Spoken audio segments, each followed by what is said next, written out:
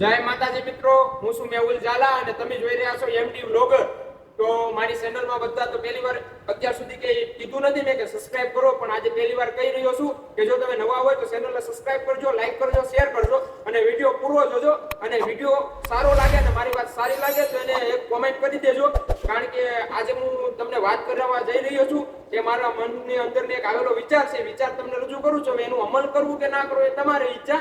કોઈને જબરદસ્તી નથી કે કોઈને ઓલું નથી કહેતો કે ભાઈ ચેચાઈ તમે આ કરજો, પણ મારી અંદર એક વિચાર આવ્યો છે, વિચાર મારે રજૂ કરવો છે. દરેક હિન્દુ ભાઈઓને હિન્દુ ધર્મના ભાઈઓને બધાને જણાવજો અને વિડીયો બને ત્યાં લગી હિન્દુ ભાઈઓ સુધી શેર કરજો. તો મિત્રો વાત કરવી છે મારે, હમણાં આવી રહ્યો ગણેશ મહોત્સવ. ગણેશ મહોત્સવની તૈયારી જ્યાં જોવો ત્યાં થઈ રહી છે અને બહુ મોટા મોટા ડેકોરેશન થઈ રહ્યા છે અને બસ કાંઈ ઘટે નહીં. ગલી મોહલ્લા અને બધું શેરીઓને શણગારવામાં આવે છે અને મસ્ત એકદમ કાંઈ ઘટે નહીં એવું આપણે હિન્દુના રીત રિવાજ પ્રમાણે ગણેશ ઉત્સવની તૈયારી થઈ રહી છે. અને ગણેશ ઉત્સવ આપણા ગુજરાતમાંથી આખા દેશમાં મનાવવામાં આવે છે.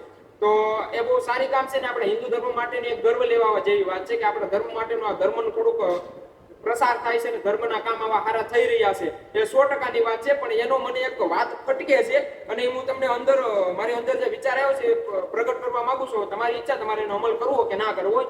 તો મિત્રો મેં ઘણી જગ્યાએ જોયું છે ને, ઘણે ઠેકાણે ગયેલો છું, ત્યાંથી એવી રીતનો એક મને મેસેજ અંદર પ્રગટ થાય છે કે આપણે જયારે મૂર્તિ લઈએ છીએ ને, ત્યારે મૂર્તિ અત્યારે આપણે તો ગામડા વિસ્તારમાં લેતા હોય કે ભાઈ 3000-4000 સુધીની મૂર્તિ હોય છે, પણ આમ સિટી ઉપર જાવ ને તમે, મોટી મોટી મહાનગરમાં અને સિટીમાં જાવ ને તો ત્યાં 40,000 થી 45,000 થી લઈ અને સેટ 1 લાખ થી 2 લાખ સુધીની મૂર્તિઓ લેવાય છે મિત્રો.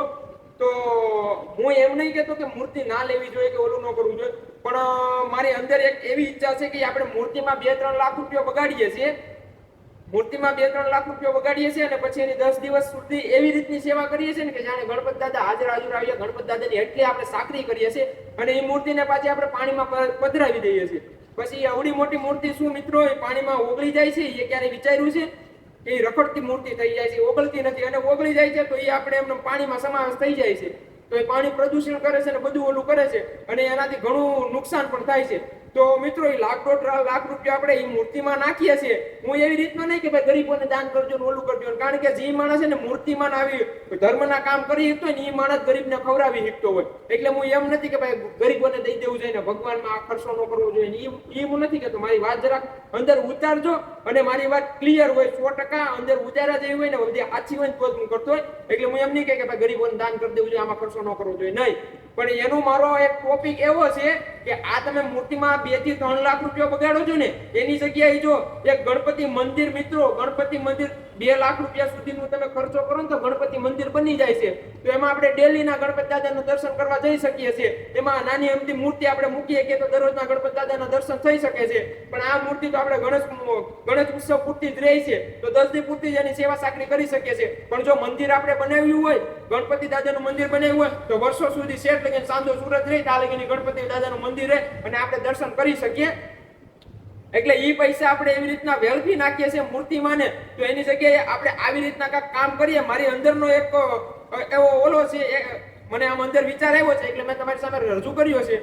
એ અમલ કરવો કે ના કરવો એ તમારી ઈચ્છા, પણ આ મને એવું લાગ્યું એટલે શેર કર્યા જેવો હતો એટલે અમે શેર કર્યો છે.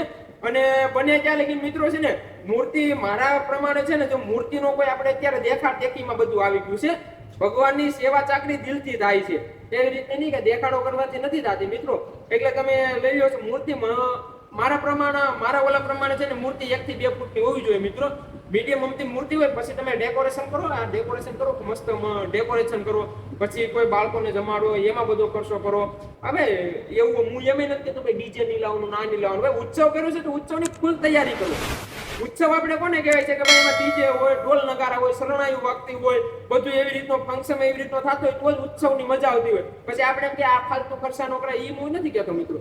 ખર્ચો કરવો જોઈએ, આપણે બધાય કરવો જોઈએ, ઉત્સવ લાગવો જોઈએ ઉત્સવની જેવું. પણ પછી આપણે મને આ મૂર્તિ મુજબ ઓલું થતું, કારણ કે પછી બધા મેં હમણાં જોયું, હમણાં દશામાના વર્ગ ગયેલા છે, બેનો દીકરીઓ રહેતી હોય છે દશામાના વર્ગ, અને હું પણ પધરાવા ગયેલો. દશામાની મૂર્તિ પધરાવા ગયા ત્યાં અમે મૂર્તિ પધરાઈ, ત્યારે મને આમ અંદરથી આમ બહુ ઓલું દુઃખ થયું કે યાર 10 દીની આની સેવા કરીને આ પાણીમાં હું આને પધરાવું છું માતાજીને. ઈ પછી પાછા અઠવાડિયું પછી પાછો હું રિંગ રોડે ગયેલો ને તો મિત્રો અહીંયા રસ્તા ઉપર માતાજીની 4 થી 5 મૂર્તિ લાઈનમાં પડેલી. ત્યારે અંદરથી આમ ઠેસ વાગે છે કે આ માતાજી મારા માતાજી રસ્તે રખડે છે હે. તમે 10 દિવસ એની સેવા સાકરી કરો છો ને પછી રસ્તે રખડાઈ આવો છો. ને ગણપતિ ઉત્સવ પછી હું તમને છેવું કહું, આવી રીતના જ તમને પોસ્ટરો અને આવી રીતના જ વિડીયો જોવા મળશે. ગણપતિ દાદા ક્યાંય ગટરમાં રખડતા હશે, ક્યાંય સમુદ્રમાં, કેવા પાણીમાં, ગંદા પાણીમાં રખડતા હશે હે. તો એનું મેઇન કારણ છે કારણ કે આપણે છે ને જોયા જાણ્યા વગરની મૂર્તિ લઈ લઈએ છીએ. મૂર્તિ લ્યો, ભલે નાની મૂર્તિ લ્યો પણ માટીની મૂર્તિ લ્યો. મૂર્તિ નાની અમથી લ્યો પણ માટીની લ્યો. અને તમે એટલી બધી મોટી લ્યો તો એવી મૂર્તિ લ્યો, માટીની લ્યો તરત ઓગળી જાય એવી રીતે. આ તમે મૂર્તિના બધા મોટી મૂર્તિ લઈ આવો છો ને પછી ઓગળતી નથી ને પછી આપણા ભગવાનો આમ રખડતા હોય હે. ત્યારે આપણે બીજા આમ જ્યાં કહે છે કે આ ધર્મ આપણા ધર્મ ઉપર આવી રીતનું કરે છે, આપણા દેવી દેવતાનું અપમાન કરીએ છીએ. તો પેલા શરૂઆત આપણે તો બંધ કરો મારા વાલા હે. આપણે આવી રીતના કરીને તમે જોયા છે વિડીયો ગટરમાંથી ગણપતિ દાદાની, દશિયામાની, માતાજીની મૂર્તિ નીકળતી હોય ત્યારે કેટલું ઓલું થતું હોય કે આપણા માતાજી આવી રીતના ગટરમાં રખડતા છે હે. ત્યાં લઈ જાય છે કોણ? લઈ જાય તો કોઈક આપણો હિન્દુભાઈ જ લઈ જાય છે ને, ત્યાં બીજો કોઈ નથી મૂકવા જતું. આપણો હિન્દુભાઈ ત્યાં મૂકવા જાય છે ને.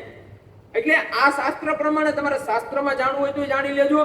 ગણપતિ દાદાનું ઓલું છે ને એનું છે ને એની માટીની મૂર્તિ આપણે બનાવીને એની સેવા કરવાની હોય છે. પણ અત્યારે તો ચાલી ગયા છે ચૂનાની મૂર્તિ લઈ લઈને તમે બે આડી ગયો છો. પણ મિત્રો બને ત્યાં લગીને માટીની મૂર્તિનો ઉપયોગ કરો અને બને ત્યાં લગીને જેમ બને મૂર્તિ નાની લાવો. ઉત્સવ છે, ઉત્સવનો કોઈ હું ઓલું કહેવા નથી માંગતો કે આ ન કરવું જોઈએ કારણ કે હું ધર્મ પ્રેમી માણસ છું. મને સનાતન ધર્મના ઉત્સવ થતા હોય તો બહુ હરખ થાય છે. એટલે હું એવું નહીં, હું પણ ઘણા ગણેશ ઓલા મંડળ હોય એમાં એવી રીતના જોડાયેલો હોય છું અને હું પણ ઘણીવાર મૂર્તિના એમાં બધે હોય જ છું. પણ બને ત્યાં લગીને મૂર્તિ નાની લાવો અને માટીની લાવો. અને જો બને ત્યાં લગીને મૂર્તિ 1 થી 2 ફૂટની મૂર્તિ લાવજો જેથી કરીને ડેકોરેશનમાં કાંઈ ફંક્શન કાંઈ ઘટે નહીં એવી રીતનો કરો. પણ મૂર્તિમાં પૈસા ઓછા નાખો.